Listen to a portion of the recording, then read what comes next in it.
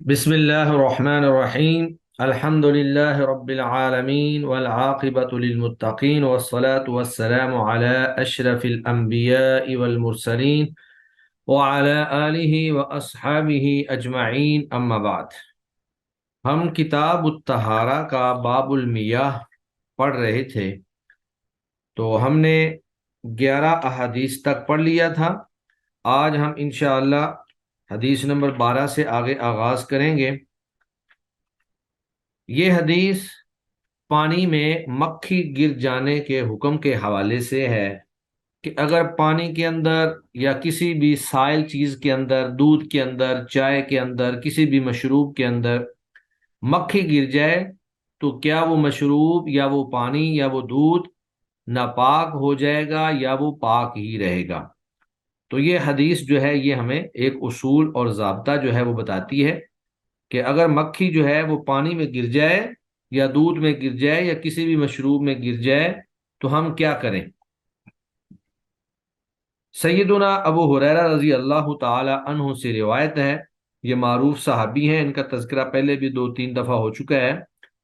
تو ابو ہریرہ رضی اللہ تعالی عنہ سے روایت ہے، قال، وہ فرماتے ہیں، قال رسول اللہ صلی اللہ علیہ وسلم، رسول اللہ صلی اللہ علیہ وآلہ وسلم نے فرمایا، اذا وقع الذباب، جب مکھی گر جائے، اذا وقع الذباب، جب مکھی گر جائے، فی شراب احدکم، تم میں سے کسی ایک کے مشروب میں۔ اب دیکھیں یہاں پر اللہ کے نبی صلی اللہ علیہ وسلم نے پانی کا تذکرہ نہیں کیا کہ فی ماء احدکم، تم میں سے کسی ایک کے پانی میں، بلکہ مشروب کہا ہے۔ تو مشروب میں پانی بھی آ جاتا ہے، دودھ بھی آ جاتا ہے، اسی طرح چائے بھی آ جاتی ہے، اور دیگر تمام مشروبات جو ہیں، ہر وہ مشروب اس میں آ جاتا ہے جو انسان پیتا ہے۔ تو اللہ کے نبی نے فرمایا، اذا وقع، جب گر جائے، الذباب، مکھی، فی شراب احدکم، تم میں سے کسی ایک کے مشروب میں، تو کیا کرنا ہے، فلیغمسہ، پس چاہیے کہ وہ اس کو ڈبکی لگائے، اس کو ڈبو دے، یعنی آپ نے اس کو پکڑ کر مزید جو ہے پانی کے اندر اس کو غوطہ دینا ہے، ڈبکی لگوانی ہے۔ ثم، پھر، لینزعہ، پھر چاہیے کہ وہ اس کو نکال کر پھینک دے۔ تو نکال کر پھینکنے سے پہلے پہلے اس کی ڈبکی لگانا ضروری ہے۔ اب اس کی وجہ کیا ہے کہ اس کو ڈبو کر کیوں باہر نکالنا ہے، اس کی وجہ بیان کرتے ہوئے نبی مکرم صلی اللہ علیہ وسلم نے فرمایا، فَإِنَّ، پس بے شک، فی احد جناحیہ، اس کے دونوں پروں میں سے ایک میں، فی احدی، ایک میں، جناحیہ، دونوں پروں میں سے، داءً، بیماری ہے، وفی الآخری، اور دوسرے پر میں، شفاءً، شفا ہے۔ تو یہ اللہ رب العزت نے مکھی کی تخلیق فرمائی ہے، اور اللہ رب العزت جیسے چاہے کسی مخلوق کو، کسی اپنی چھوٹی مخلوق کو یا بڑی مخلوق کو، جس حالت میں، جس کیفیت میں مرضی پیدا فرما دے، اللہ سے کوئی پوچھ نہیں سکتا ہے۔ اس کے بعد اخرجہ البخاری، اس حدیث کو امام بخاری نے روایت کیا ہے، وہ ابو داود، اور ابو داود نے بھی روایت کیا ہے،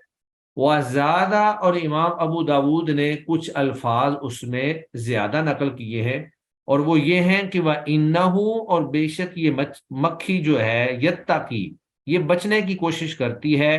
بِجَنَاحِهِ، اپنے اس پر کے ساتھ، الَّذِي فِيهِ الدَّاءُ، جس میں بیماری ہے۔ تو مکھی جو ہے یہ اللہ رب العزت کی ایک مخلوق ہے، جو دیکھنے میں ایک چھوٹی سی اور کمزور سی مخلوق ہے، اڑنے والی مخلوق ہے، لیکن یہ بسا اوقات متکبرین کے تکبر کو ختم کرنے کے لیے اللہ تعالیٰ اس کو استعمال کرتے ہیں، اور بسا اوقات وہ معبودان باطلہ جن کے بارے میں لوگوں کا یہ دعویٰ ہے کہ وہ اللہ کے شریک ہیں، اللہ نے ان کو قدرت دی ہوئی ہے، بہت طاقت دی ہوئی ہے، تو اللہ تعالیٰ نے ایک جگہ پر ان کی مثال بیان کرتے ہوئے فرمایا کہ یہ جو ہے مکھی اگر ان سے کھانا چھین کر لے جائے تو یہ مکھی سے کھانا بھی واپس نہیں لے سکتے، یعنی مکھی کے ذریعے اللہ نے ان کی بے بسی کو بیان فرمایا ہے۔ تو مکھی کی تخلیق اس طرح کی اللہ نے اور اس انداز کی ہے کہ اس کے ایک پر کے اندر بیماری ہے جبکہ دوسرے پر کے اندر شفا ہے، اسی بیماری کی شفا ہے۔ آج کی جدید سائنس جو ہے وہ بھی اس بات کی تائید کرتی ہے کہ مکھی کے ایک پر میں بخار اور ٹائیفائڈ کے جراثیم ہوتے ہیں جبکہ دوسرے پر کے اندر ان کا توڑ بھی موجود ہوتا ہے۔ تو نبی مکرم صلی اللہ علیہ وآلہ وسلم نے حکمت بری یہ چیز جو ہے آج سے 1450-1500 سال پہلے ہی اپنی امت کے لوگوں کو بتا دی۔ تو اب ہم یہ نہیں کہتے کہ سائنس اگر اس کی تائید کرے تو ہی ہم اس کو تسلیم کریں گے، سائنس تصدیق کرے یا نہ کرے، جو بات آپ صلی اللہ علیہ وسلم نے فرما دی ہے وہ ہمارے لیے یقینی ہے اور پکی ہے، اس میں شک کی کوئی گنجائش نہیں ہے۔ ہاں البتہ سائنس یا اس طرح کے جدید تجربات کو بیان کرنے کا مقصد یہ ہوتا ہے کہ اس انسان کو اطمینان قلبی حاصل ہو جاتا ہے، انسان جو ہے اس کو اس کے یقین اور اطمینان کے اندر اضافہ ہوتا ہے۔ اور دوسرا وہ کم عقل لوگ جو شریعت کے اوپر تان و تشریح کرتے ہیں، رد و قد کرتے ہیں، ان کے اوپر جو ہے حجت قائم ہو جاتی ہے اور ان کا رد جو ہے وہ اس سے ہو جاتا ہے۔ تو مکھی جو ہے اگر کسی بھی مشروب میں گر جائے، پانی میں، دودھ میں، سالن میں، چائے میں یا پینے والے کسی بھی مشروب میں، تو اس کو آپ ڈبکی دے کر نکال کر پھینک دیں اور وہ مشروب آپ پی لیں۔ اس سے یہ بات ثابت ہوئی کہ اگر مشروب کے اندر یا پانی کے اندر مکھی یا مکھی جیسے دیگر جو حشرات ہیں جیسے مچھر ہے، اس طرح یعنی ایسے جانور جو جن کے اندر خون نہیں ہوتا ہے، تو مچھر ہے یا اسی طرح بھیڑ ہے یا دیگر کئی ایک چیزیں ہیں جو بالکل مکھی سے ملتی جلتی ہیں، تو ان سب کا یہی ایک ہی حکم ہوگا کہ اگر یہ پانی کے اندر مشروب کے اندر گر جائیں تو ان کو نکال کر آپ باہر پھینک دیں اور اس مشروب کو پی لیں۔ تو چونکہ باب المیاہ چل رہا ہے، پانی کا بیان چل رہا ہے، تو پانی کس چیز سے ناپاک ہوتا ہے، کس چیز سے ناپاک نہیں ہوتا ہے، اسی کے تذکرے میں مکھی کا بیان جو ہے وہ بھی آ گیا۔ باقی یہ الگ بات ہے کہ آپ کی طبیعت اس کو ناپسند کرے یا آپ کی طبیعت کو اچھا نہ لگے تو الگ بات ہے، لیکن شرعی اعتبار سے وہ جو چیز ہے وہ پاک ہے اور وہ نجس نہیں ہوئی۔ ایک چیز ایسی ہے کہ مشروب جو ہے بجائے اس کے کہ وہ سیال ہو بلکہ وہ ٹھوس ہو، جیسے گھی پڑا ہوا ہو، جمع ہوا گھی یا اس طرح کی دیگر کوئی ایک چیزیں، تو اگر مکھی ایسی چیزوں میں گر جائے تو پھر اس کو ڈبکی دینے کی بھی ضرورت نہیں ہے، بلکہ اس کو آپ اوپر سے اٹھا کر سائڈ پہ کر دیں، نکال دیں اور اس چیز کو آپ استعمال کر لیں۔ یہ ایسی چیزوں کے اندر ڈبکی دی جائے گی جس میں اس کو ڈبکی دی جا سکتی ہے۔ تو یہ حدیث بے شمار فوائد اور بے شمار نکات جو ہے وہ ہمارے سامنے پیش کرتی ہے۔ ان میں سے چند ایک اہم جو ہے وہ میں آپ کے سامنے بیان کروں گا، چونکہ یہ شرح تو بہت تفصیلی ہے، ساری شرح بیان کرنے کی ضرورت نہیں ہے۔ چند ایک اہم نکات جو ہیں وہ ہر حدیث کے آپ کے سامنے میں پہلے بھی اسی طرح بیان کرتا ہوں اور آئندہ بھی اسی طرح ہی چلیں گے۔ ایک بات ہمیں یہاں سے یہ معلوم ہوئی کہ شریعت اسلامیہ جہاں انسان کے دل اور اس کی روح کی صحت کا اہتمام کرتی ہے، وہاں وہ انسان کے جسم اور اس کے بدن کی صحت کا بھی اہتمام کرتی ہے۔ اس لیے شریعت کے اندر احادیث مبارکہ کے اندر تفصیل کے ساتھ نجس اور حرام چیزوں کا تذکرہ جو ہے وہ بیان کیا گیا ہے، کیونکہ وہ انسانی صحت کے لیے مضر ہیں۔ پھر اس سے یہ بات بھی معلوم ہوئی کہ مکھی زندہ ہو یا مردہ دونوں حالتوں میں وہ نجس نہیں ہے، دونوں حالتوں میں اس سے پانی ناپاک نہیں ہوتا، کیونکہ اگر وہ پانی کے اندر گر جائے یا مشروب کے اندر گر جائے تو عام طور پہ وہ نہیں مرتی، لیکن جب چائے، گرم چائے یا اس طرح کی چیز کے اندر یا بہت زیادہ ٹھنڈے پانی کے اندر گر جائے تو اس سے اس کی موت بھی واقع ہو جاتی ہے۔ تو مکھی کو آپ زندہ نکال لیں یا اس کو آپ مردہ حالت میں نکال لیں، پیچھے جو پانی ہے یا مشروب ہے وہ ناپاک نہیں ہوگا، اس کو آپ استعمال کر سکتے ہیں۔ اور اس حدیث سے ہمیں یہ بھی بات معلوم ہوئی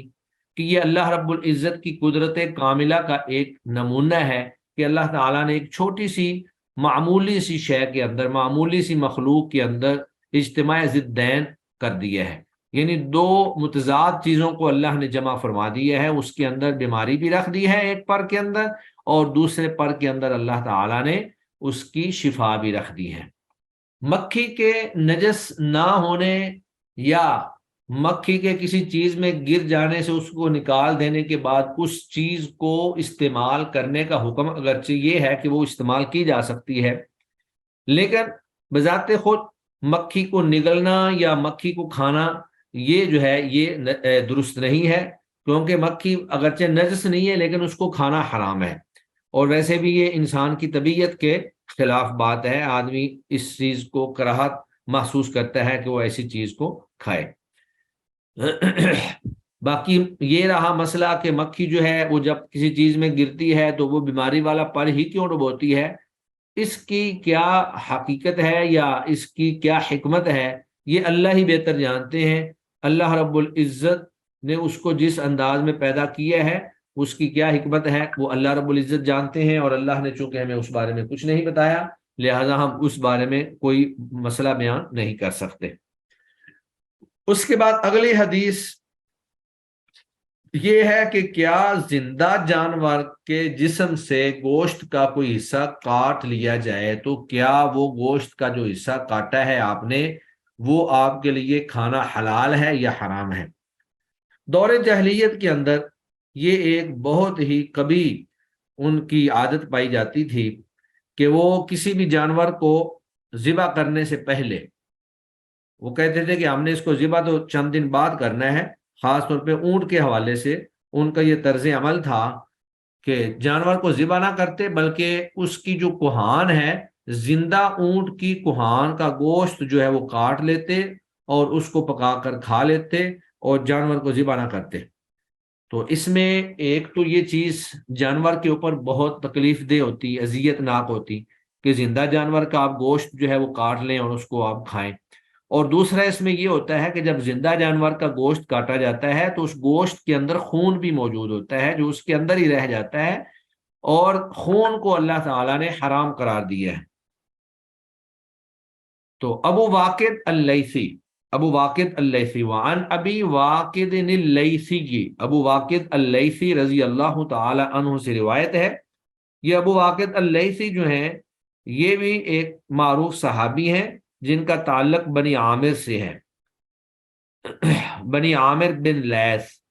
تو قبیلے کے سردار عامر بن لیث جو ہے اس کی طرف ان کی نسبت ہوتی تھی لیثی، یعنی اس قبیلے سے جو بھی تعلق رکھتے تھے ان کو لیثی کہا جاتا تھا۔ ان کا اصل نام ہے حارث بن عوف،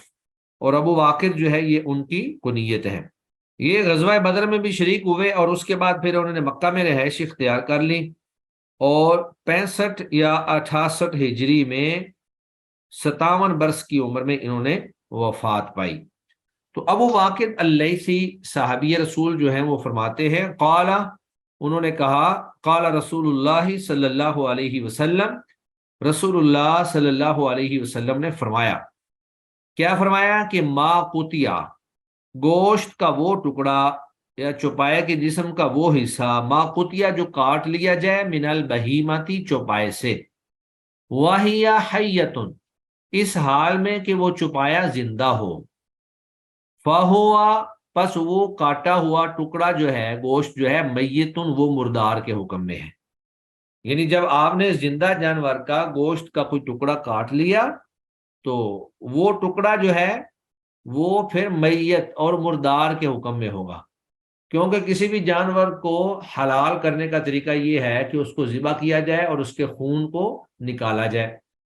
تو ویسے بھی یہ جانور کے اوپر بہت تکلیف اور اذیت ناک صورتحال ہوتی ہے کہ آپ زندہ جانور کا جو ہے جسم کا ٹکڑا جو ہے وہ کاٹ لے، تو وہ بے شک وہ اونٹ کی کوہان ہو یا اسی طرح دمبے کی چکلی ہو یا کوئی بھی حصہ جسم کا ہو سکتا ہے، تو اللہ کے نبی صلی اللہ علیہ وسلم نے اس سے منع فرمایا اور اس کو حرام قرار دیا تاکہ کوئی جو ہے دوبارہ ایسا عمل نہ کرے۔ تو ما قطیہ جو گوشت کاٹا گیا، من البہیمتی چوپائے سے، چوپائے کے جسم سے، بدن سے، وہی حیۃ اس حال میں کہ وہ چوپایا زندہ تھا، فہو میتن پس وہ ٹکڑا مردار ہوگا، اس کا مردار والا حکم ہوگا. جیسے مردار چیز کھانا حرام ہے، حلال نہیں ہے، اسی طرح وہ ٹکڑا جو ہے وہ بھی حرام کے حکم میں ہی آئے گا. اس میں اخرجہ ابو داود و ترمذی، اس حدیث کو امام ابو داود اور امام ترمذی نے روایت کیا ہے. وحسنہ، اور امام ترمذی نے اس کو حسن قرار دیا ہے. واللفظ لہ، اور یہ الفاظ جو ہیں یہ بھی امام ترمذی کے ہیں. تو حسن روایت جو ہے یہ صحیح روایت کی ایک قسم ہے. صحیح کی 4 قسمیں ہیں. ابتدائی طور پر 2 ہیں، صحیح اور حسن. پھر صحیح کی 2 ہیں، صحیح لذاتی ہی اور صحیح لغیری ہی. اس طرح حسن لذاتی ہی اور حسن لغیری ہی. یہ ساری اصطلاحات جو ہے آپ لوگ اصول حدیث کے اندر انشاءاللہ پڑھیں گے. اس حدیث مبارکہ سے ایک فقہی قاعدہ جو ہے وہ ہمیں معلوم ہوتا ہے کہ اگر جانور، جس جانور کا وہ ٹکڑا کاٹا گیا ہے، جس جانور کا گوشت کاٹا گیا ہے، اگر وہ جانور مرنے کے بعد حرام ہو جائے تو اس کا کاٹا ہوا ٹکڑا بھی حرام ہی ہوگا، نجس ہی ہوگا. جیسے بکری ہے، اونٹ ہے، دمبا ہے، یہ جانور اگر مردار ہو جائیں تو یہ حرام ہو جاتے ہیں.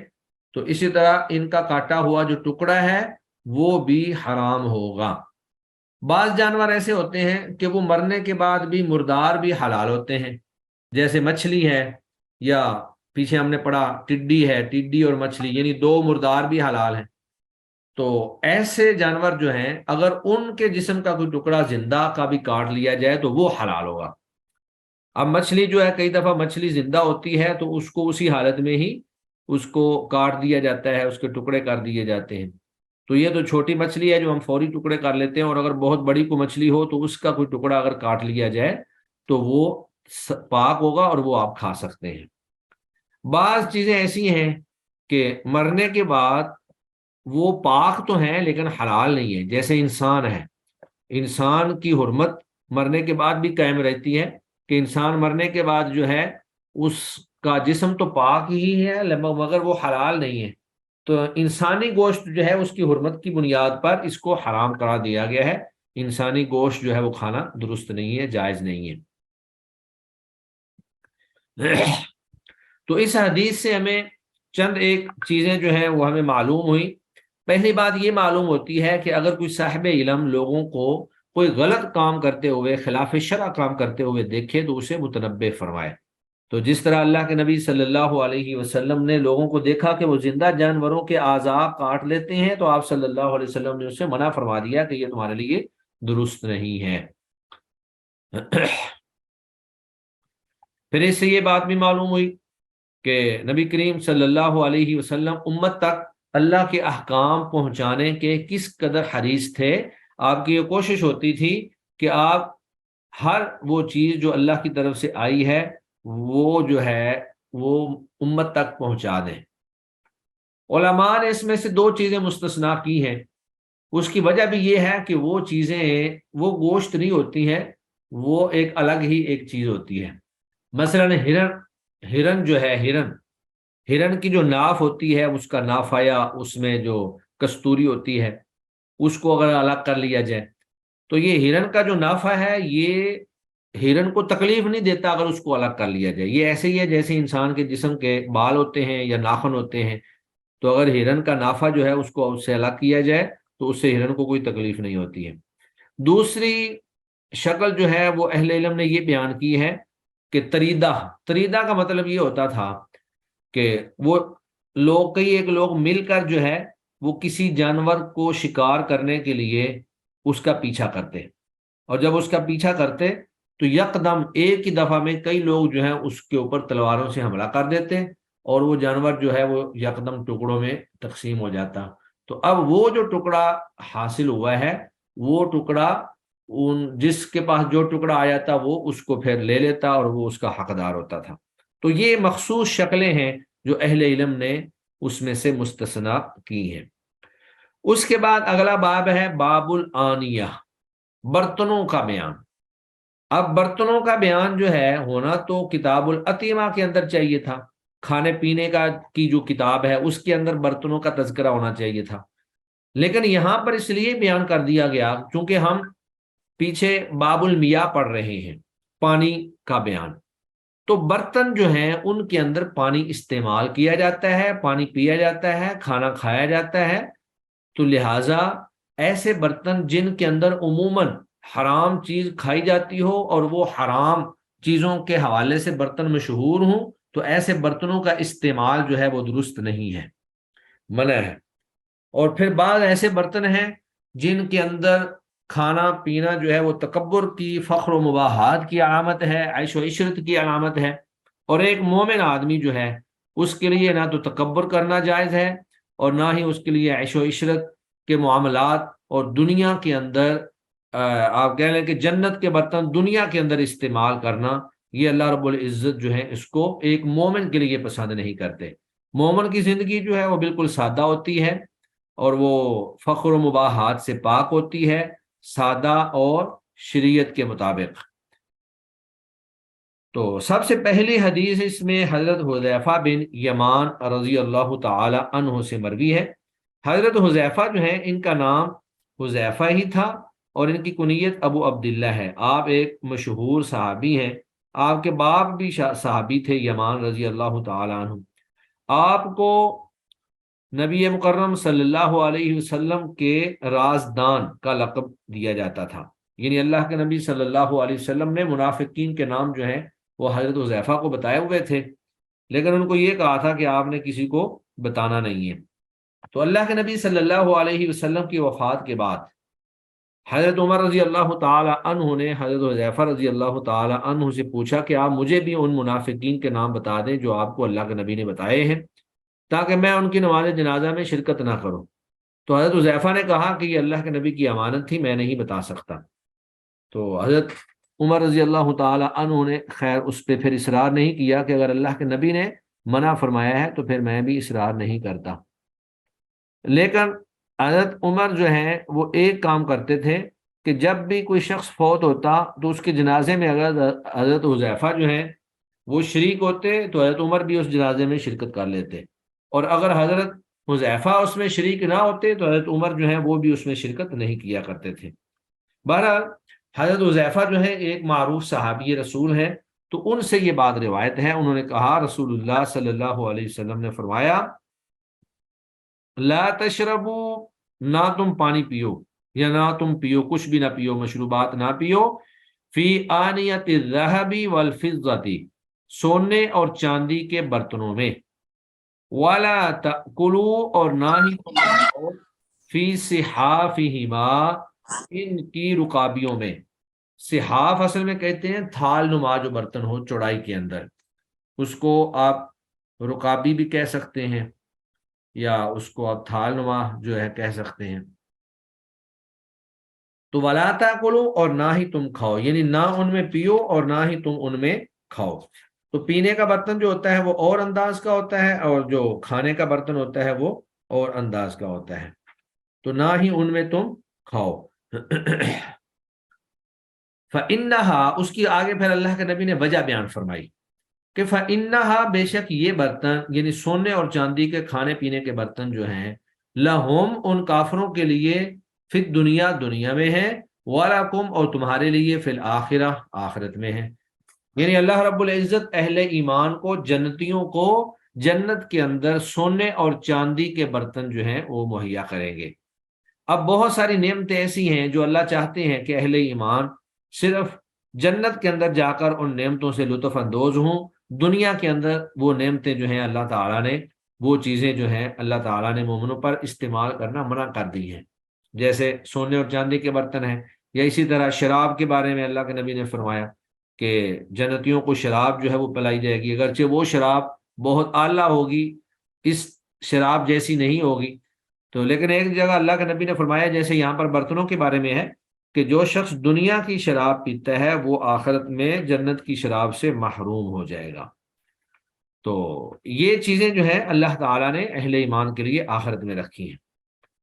تو سونے کے برتن میں پانی پینا اور اسی طرح سونے کے برتن کے اندر کھانا کھانا یہ حرام ہے، مومنوں کے لیے جائز نہیں ہے کہ وہ ان کے اندر کھانا کھائیں یا پانی پئیں۔ اس کے علاوہ باقی برتن جو ہیں ان کو استعمال کرنا جائز ہے، وہ لکڑی کے برتن ہوں، وہ لوہے کے برتن ہوں، وہ جو ہے پلاسٹک کے برتن ہوں، کسی بھی دھات کے برتن ہو سکتے ہیں، ان کے اندر پانی بھی پیا جا سکتا ہے اور کھانا بھی کھایا جا سکتا ہے۔ اس کے بعد اگلی روایت بھی اسی معنی کی ہی ہے، اسی کی تائید ہے۔ وعن ام سلمہ، سیدہ ام سلمہ رضی اللہ تعالی عنہا سے روایت ہے۔ تو ام سلمہ رضی اللہ تعالی عنہا یہ نبی کریم صلی اللہ علیہ وسلم کی زوجہ مطہرہ ہیں۔ تو سیدہ ام سلمہ رضی اللہ تعالی عنہا فرماتی ہیں، ان کا نام جو ہے ہند بنت ابی امیہ، ہند بنت ابو امیہ تھا۔ یہ وہ ہند نہیں ہے جو ابو سفیان کی بیوی تھی۔ تو ان کے میاں تھے، خامد تھے پہلے ابو سلمہ، عبداللہ بن ابو الاسود المخزومی۔ تو آپ نے ہجرت حبشہ ان کے ساتھ کی۔ تو غزوہ احد کے اندر ابو سلمہ رضی اللہ تعالی عنہ کو زخم لگا، جس کی وجہ سے وہ شہید ہو گئے، شہادت کے مرتبے پر فائز ہو گئے۔ تو سیدہ ام سلمہ رضی اللہ تعالی عنہ نبی کریم صلی اللہ علیہ وسلم کے پاس آئیں اور ان سے آ کر مشورہ کیا کہ اب میں کیا کروں۔ تو اللہ کے نبی صلی اللہ علیہ وسلم نے ان کو یہ دعا بتائی، اللہم اجرنی فی مصیبتی واخلف لی خیرا منہا، اے اللہ مجھے میری مصیبت کے اندر اجر عطا فرما اور مجھے اس کا بہترین نعم البدل جو ہے وہ عطا فرما۔ تو حضرت ام سلمہ کہتی ہیں کہ میرے ذہن میں یہ توقع اور خیال بھی نہیں تھا کہ ابو سلمہ سے بہتر بھی مجھے کوئی مل سکتا ہے، کیونکہ ابو سلمہ جو ہے وہ ان کے ساتھ بہت اچھا رویہ اختیار کرتے تھے۔ لیکن بعد میں پھر نبی مکرم صلی اللہ علیہ وآلہ وسلم کے ساتھ جب ان کی شادی ہو گئی، نکاح ہو گیا، تو کہتی ہیں کہ مجھے پھر سمجھ آئی کہ ابو سلمہ سے بہتر بھی کوئی موجود ہے۔ تو ام سلمہ رضی اللہ تعالی عنہا فرماتی ہیں، قال رسول اللہ صلی اللہ علیہ وسلم، رسول اللہ صلی اللہ علیہ وسلم نے فرمایا، الذی وہ شخص، یشرب جو پانی پیتا ہے، فی اناء الفضتی چاندی کے برتن میں، انما بے شک یجرجر وہ انڈیلتا ہے، جرجرا یجرجر کا معنی ہوتا ہے گھٹا گھٹ کسی چیز کو انڈیلنا،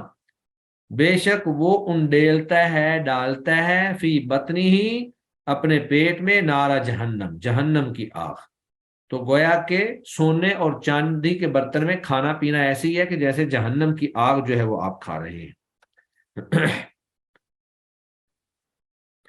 تو اس حدیث سے ہمیں یہ بات معلوم ہوئی کہ سونے اور چاندی کے برتنوں کا استعمال جو ہے یہ کبیرہ گناہوں میں سے ہے، کیونکہ ہر وہ گناہ جس پہ جہنم کی وعید آئی ہو وہ کبیرہ گناہوں میں شمار ہوتا ہے۔ اور اس سے یہ بات بھی معلوم ہوئی کہ کبیرہ گناہ کا مرتکب جو ہے وہ کافر نہیں ہوتا، وہ مسلمان اور مومن ہی رہتا ہے لیکن کبیرہ کا مرتکب ہے، اور کل قیامت کے دن کبیرہ گناہوں کے بارے میں سوال کیا جائے گا۔ اس کے بعد پھر آگے نبی کریم صلی اللہ علیہ وسلم نے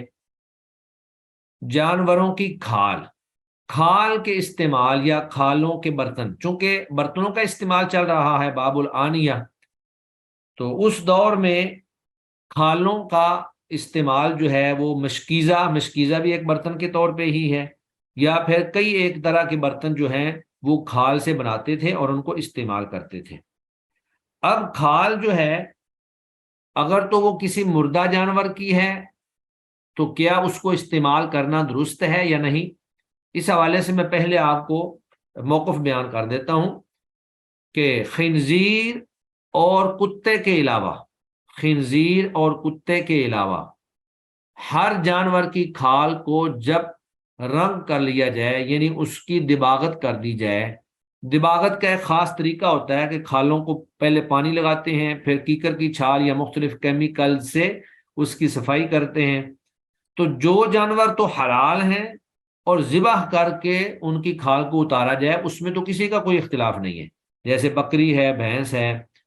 اسی طرح گائے ہے، جب اس کو ذبح کیا جائے اور اس کی کھال اتاری جائے تو وہ تو پاک ہی ہے، کوئی مسئلہ ہی نہیں ہے۔ لیکن اگر یہی جانور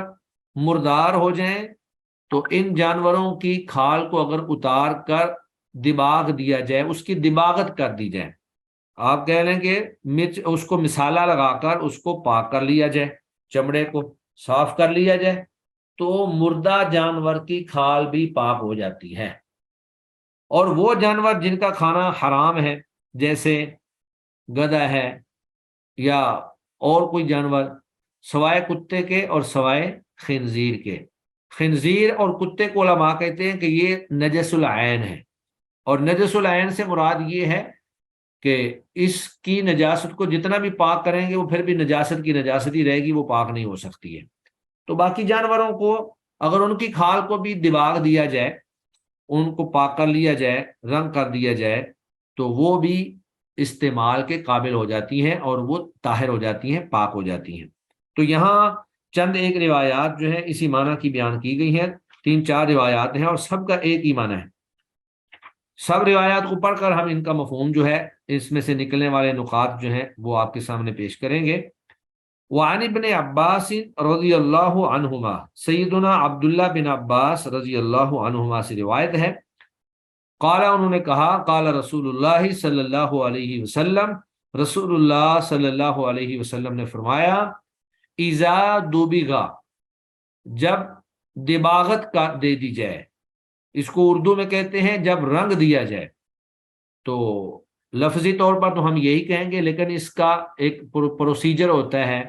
کہ ایک عرصہ تک نمک لگا کے رکھتے ہیں، پھر مختلف کیمیکل سے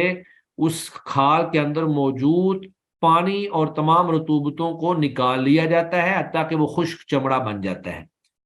تو جب اس کو رنگ دیا جائے، اذا دوبگا، جب رنگ دیا جائے، الاحاب، کھال کو، فقد طہورا، تو تحقیق وہ پاک ہو جاتی ہے۔ اخرجہ مسلم، اس حدیث کو امام مسلم نے روایت کیا ہے، وعند الاربعہ، اور ائمہ اربعہ کے نزدیک یہ الفاظ بھی مروی ہیں کہ ایما احاب، جس کھال کو بھی دوبگا، رنگ دیا جائے، تو آگے وہی الفاظ فقط طاہورا، وہ پاک ہو جاتی ہے۔ یعنی مسلم کے الفاظ ہیں اذا دبغ الاحاب، اور ائمہ اربعہ کے الفاظ ہیں ایو احاب دبغا، جس کھال کو بھی دباغت دے دی جائے، رنگ دیا جائے، فقط طاہورا، وہ پاک ہو جاتی ہے۔ اس سے اگلی روایت جو ہے وہ ہے سلمہ بن محبق، سلمہ بن محبق، ان سے روایت ہیں۔ تو یہ سلمہ بن محبق جو ہے یہ بصری صحابی ہیں، اور حذیل بن مدرکہ کی طرف ان کی نسبت ہوتی ہے، اور یہ حذلی کہلاتے ہیں۔ تو صحابہ میں آپ کا شمار ہوتا ہے۔ تو سلمہ بن محبق رضی اللہ تعالی عنہ سے روایت ہے، انہوں نے کہا، رسول اللہ صلی اللہ علیہ وسلم نے فرمایا، دباغ جلود المیتتی، پچھلی روایت کے اندر مطلق الفاظ تھے کہ جس بھی چمڑے کو یا کھال کو رنگ دیا جائے، اس میں مردار یا ذبح شدہ یا حلال کسی چیز کا کوئی تذکرہ نہیں ہے، مطلق طور پر بیان تھا۔ اب یہاں پر مردار کی وضاحت کی جا رہی ہے کہ دباغ، رنگنا، جلود المیتتی، مردار کے چمڑوں کو، مردہ چیزوں کے چمڑوں کو، طہورھا، یہی ان کی پاکی ہے، یہی ان کی طہارت ہے۔ صححہ ابن حبان، اس کو امام ابن حبان نے صحیح کہا ہے۔ وان میمونہ، اور اگلی روایت سیدہ میمونہ رضی اللہ تعالی عنہا سے روایت ہے، یہ نبی کریم صلی اللہ علیہ وسلم کی زوجہ مطہرہ ہیں۔ تو سیدہ میمونہ فرماتی ہیں، مر النبی صلی اللہ علیہ وسلم، اللہ کے نبی صلی اللہ علیہ وسلم گزرے، بشاتن، ایک بکری کے پاس سے گزرے، یجرونہا، جس کو لوگ کھینچے ہوئے لے جا رہے تھے، کہ سیٹ کر پھینکنے کے لیے لے کے جا رہے تھے، مردہ بکری تھی۔ فقال، اللہ کے نبی نے کہا، لو اخذتم، اگر تم اتار لیتے، احابہ، اس کی کھال کو، اگر تم اس کی کھال کو اتار لیتے، اور واضح بات ہے اس کو رنگ کر کے اپنے کسی کام میں لے آتے۔ فقالوا، تو انہوں نے کہا، انہا میتۃ، بے شک یہ تو مردار ہے۔ فقال، اللہ کے نبی نے فرمایا، یطہرھا، اس کی کھال کو پاک کر دیتا، الماء، پانی، والقرض، اور کیکر کی چھال، والقرض، اور کیکر کی چھال۔ تو آج کل تو کیمیکل استعمال کرتے ہیں لوگ، لیکن اس وقت جب کیمیکل نہیں ہوتے تھے تو کیکر کی چھال کے ساتھ اور پانی کے ساتھ جو ہے وہ کھال کو رنگتے تھے اور کھال کو جو ہے پاک کرتے تھے، صاف کرتے تھے۔ تو یہ تینوں احادیث اس بات پر دلالت کرتی ہیں کہ جب کتے اور خنزیر کے علاوہ جب کسی بھی کھال کو، بے شک وہ حلال جانور کی کھال ہو یا حرام جانور کی کھال ہو، وہ ذبح شدہ جانور کی کھال ہو یا مردار جانور کی کھال ہو، جب آپ اس کو رنگ دیتے ہیں تو وہ پاک ہو جاتی ہے۔ جب وہ پاک ہو جاتی ہے تو اس کو بطور برتن کے، بطور مشکیزے کے آپ استعمال کر سکتے ہیں، اس میں آپ پانی رکھ سکتے ہیں، اس سے آپ پانی پی سکتے ہیں، پانی کا ذخیرہ اس میں کر سکتے ہیں، وہ پاک ہے۔ اور اس کے اندر ڈالا ہوا پانی یا دیگر مشروب، جو بھی مشروبات آپ اس میں ڈالیں گے وہ بھی پاک ہوں گے، وہ انشاءاللہ ناپاک نہیں ہوں گے۔ اس حدیث سے ہمیں یہ بات معلوم ہوتی ہے کہ رسول اللہ صلی اللہ علیہ وسلم اس بات کے بے حد حریص تھے کہ مال کو بلا وجہ ضائع نہ کیا جائے، کیونکہ یہ اللہ کی نعمت ہے، اور جو اللہ کی نعمت استعمال میں لائی جا سکتی ہو اس کو استعمال میں لانا چاہیے، اس کو بلا وجہ ضائع نہیں کرنا چاہیے۔ پھر نبی کریم صلی اللہ علیہ وسلم کا یہ حسن تعلیم تھا کہ آپ نے کسی شخص کا نام لے کر اس مردہ بکری کی کھال اتارنے کا حکم نہیں دیا، کیونکہ آپ صلی اللہ علیہ وسلم دیکھ رہے تھے کہ لوگ جو ہیں وہ اس سے کراہت محسوس کر رہے ہیں، تو اس لیے آپ نے عمومی لفظ استعمال کیا کہ اگر ان کا دل کیا تو یہ کر لیں گے، اور اگر نہ کیا تو یہ نہیں کریں گے۔ لیکن اگر اللہ کے نبی کسی کا نام لے کر کہہ دیتے تو پھر شاید وہ شخص جو ہے اللہ کے نبی کا حکم سمجھ کر مجبوراً جو ہے وہ کام ضرور کرتا۔ تو اللہ کے نبی نے بطور مشورہ کے ایک بات کر دی اور مسئلہ بتا دیا، لیکن ان کے اوپر زبردستی نہیں کی کہ اگر وہ نہیں کرنا چاہتے تو آپ نے ان کو ایسا حکم نہیں دیا۔ تو ہم یہ پڑھ رہے تھے کہ کسی بھی کھال کو جب رنگ دیا جاتا ہے اور اس کی دباغت کر دی جاتی ہے، بے شک وہ کسی مذبوح جانور کی کھال ہو، وہ کسی مردار جانور کی کھال ہو، وہ کسی حلال جانور کی کھال ہو یا حرام جانور کی کھال ہو، سوائے کتے اور خنزیر کے، کیونکہ وہ نجس العین ہے،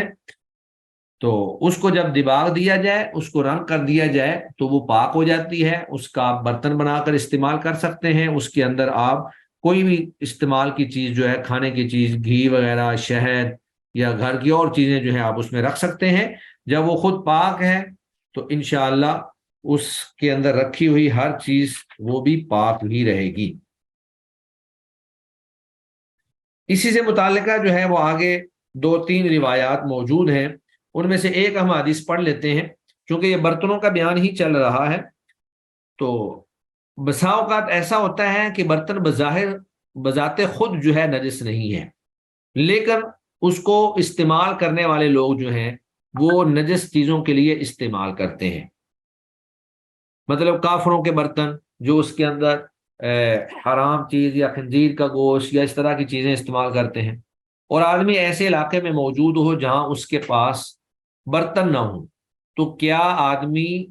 کافروں کے برتنوں کے اندر کھانا پینا کھا پی سکتا ہے یا نہیں؟ تو اس حدیث کے اندر جو بنیادی طور پر چیز بیان کی گئی ہے وہ یہ ہے کہ کافروں کے برتنوں کو حتی الامکان استعمال کرنے سے احتیاط کرنی چاہیے، لیکن اگر استعمال کرنے ہی پڑ جائیں تو پھر دو شرطوں کے ساتھ ان کو استعمال کیا جائے۔ پہلی شرط یہ ہے کہ آپ کو ان برتنوں کے علاوہ کوئی برتن نہ ملے، آپ کو ان برتنوں کے علاوہ کوئی برتن نہ ملے، اور دوسری شرط یہ ہے کہ آپ ان کو دھو کر استعمال کریں۔ جب آپ دھو لیں گے تو پھر آپ ان کو جب استعمال کریں گے تو وہ چونکہ برتن جو ہے دھونے سے پاک ہو جاتا ہے، برتن جو ہے وہ نجس العین نہیں ہے، لوہے کا ہے یا وہ لکڑی کا ہے یا مٹی کا ہے، جس چیز کا بھی برتن ہے، تو جب آپ اس کو دھو لیں گے تو وہ پاک ہو جائے گا اور آپ اس کو استعمال کر سکتے ہیں ان شرطوں کے ساتھ۔ وان ابی ثعلبۃ الخشنی، ابو ثعلبہ الخشنی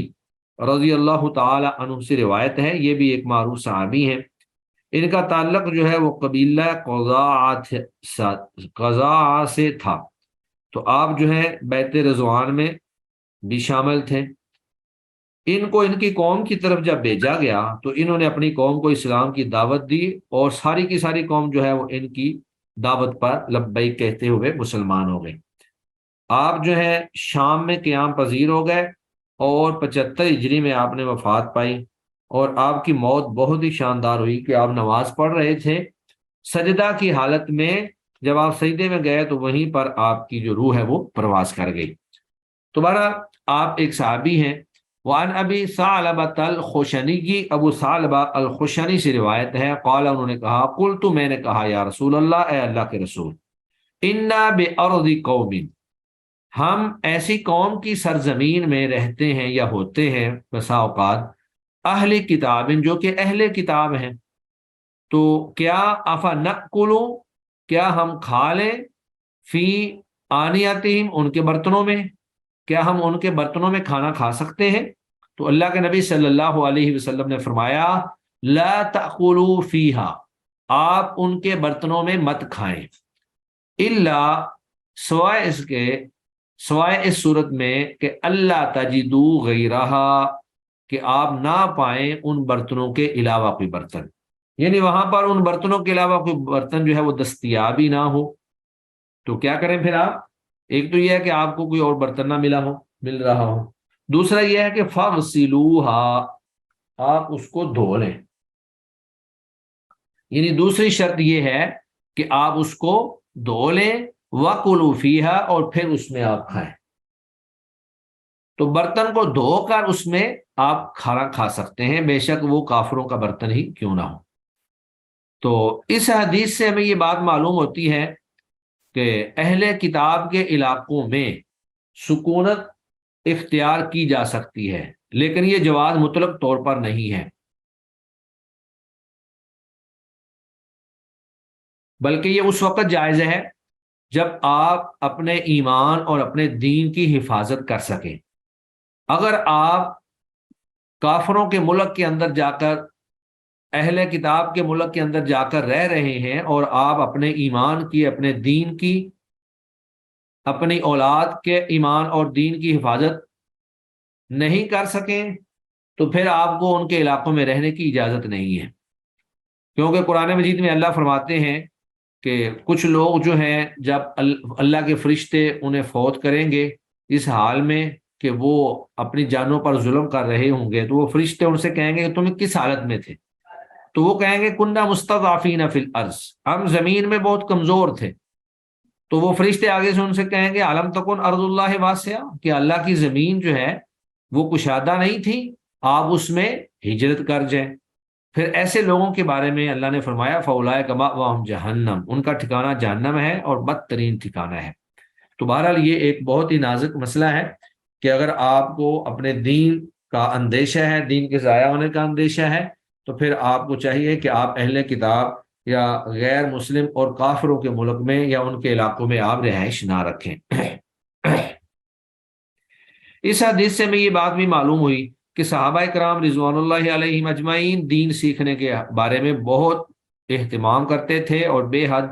محتاط تھے، حتیٰ کہ چھوٹے سے چھوٹا مسئلہ بھی ان کے ذہن میں آتا تو وہ آپ صلی اللہ علیہ وسلم سے پوچھ لیا کرتے تھے، جیسے اس حدیث سے ثابت ہوتا ہے کہ ہم ایسے علاقے میں ہیں یا ایسے علاقے میں ہوتے ہیں جو اہل کتاب کا ہے، تو کیا ہم ان کے برتن استعمال کر سکتے ہیں کہ نہیں؟ تو کفار کے برتنوں کا استعمال عمومی طور پر حرام ہے، لیکن دو شرطوں کے ساتھ جائز ہے، اور وہ دو شرطیں ہم پیچھے بیان کر چکے ہیں۔ رسول اللہ صلی اللہ علیہ وسلم مسلمانوں کو ہمیشہ یہ ترغیب دیتے تھے کہ کافروں سے دور رہیں، ان کے ساتھ مل کر کھانا کھانا تو دور کی بات ہے، ان کے برتنوں کو بھی استعمال نہ کریں،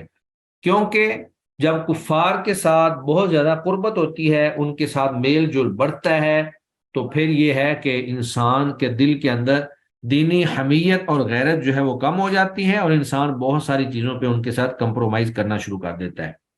ہاں البتہ اگر وہ آپ کے پڑوسی ہیں یا آپ کے رشتہ دار ہیں، تو وہ آپ نے قرابت کے اور پڑوس کے حقوق ادا کرنے ہیں، مطلب یہ کہ بد اخلاقی نہیں کرنی ہے، لیکن اپنے دین کو ضرور بچا کر رکھنا ہے۔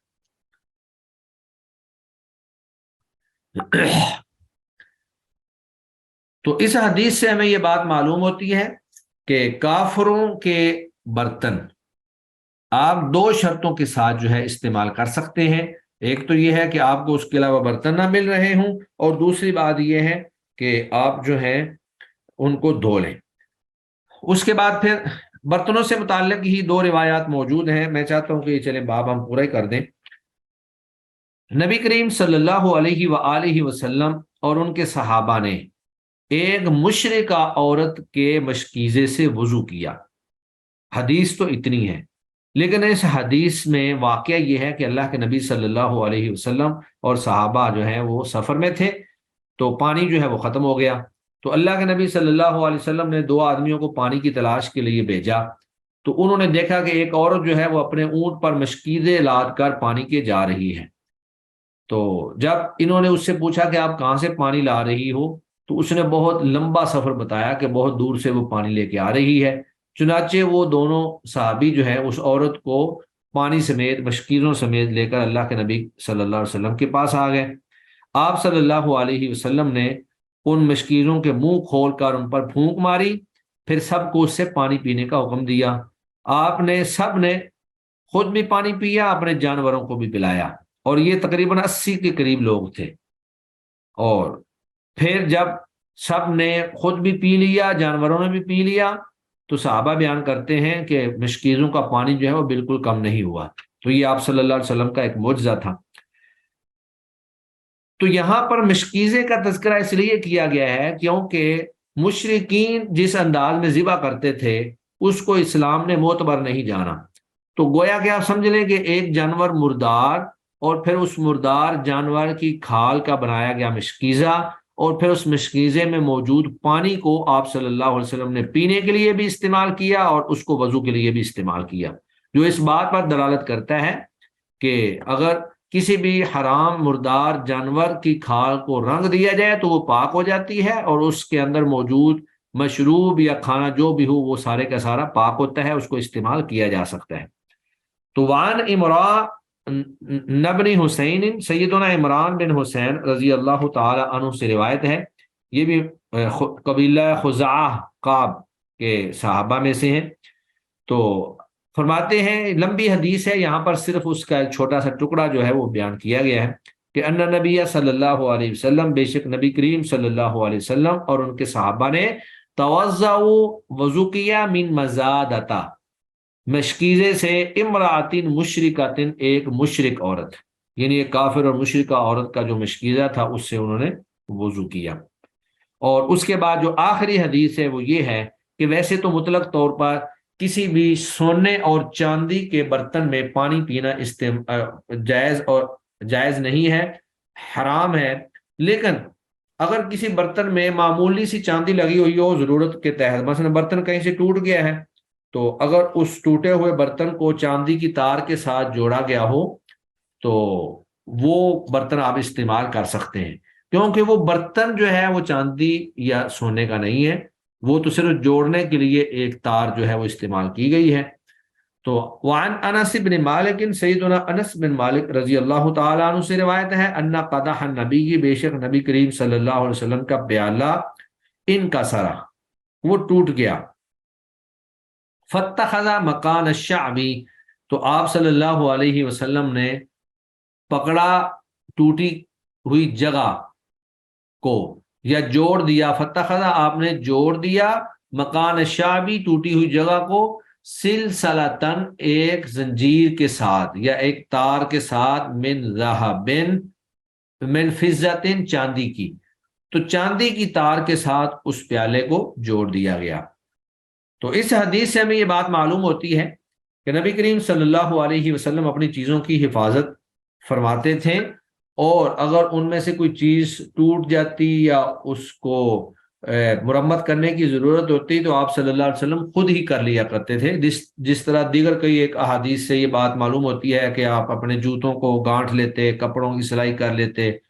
بکری کا دودھ دو لیتے، تو اس طرح کام جو ہے گھر کے کام اللہ کے نبی صلی اللہ علیہ وسلم خود کر لیا کرتے تھے۔ اس سے آپ صلی اللہ علیہ وسلم کی تواضع، عاجزی اور انکساری بھی ثابت ہوتی ہے کہ آپ صلی اللہ علیہ وسلم نے وہ ٹوٹا ہوا پیالہ رکھا ہوا تھا اور آپ اسی کے اندر پانی نوش فرمایا کرتے تھے اور اسی کو استعمال کرتے تھے۔ اور اس سے یہ بات بھی معلوم ہوتی ہے کہ اگر کوئی برتن ٹوٹا ہو اور اس میں کچھ پتری کے طور پر یا تار کے طور پر یا جوڑنے کے لیے کوئی چیز اگر استعمال کر لی جائے چاندی کی، تو اس میں کسی حد تک گنجائش موجود ہے، اس کو پورا برتن جو ہے وہ سونے کا برتن یا چاندی کا برتن نہیں کہا جا سکتا۔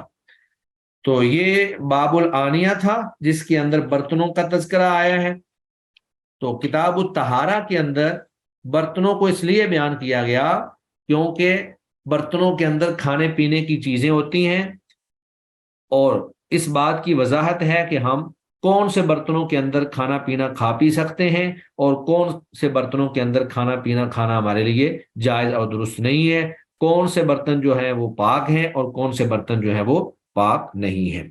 تو انشاءاللہ نیکسٹ لیکچر کے اندر ہم باب ازالت النجاسہ و بیانہا، نجاست اور اس کی تفصیل جو ہے وہ انشاءاللہ ہم پڑھیں گے۔ تو آج کا ہمارا لیکچر یہیں پہ ہم ختم کرتے ہیں۔ سبحانک اللہم و بحمدک، اشہد ان لا الہ الا انت، استغفرک و اتوب الیک۔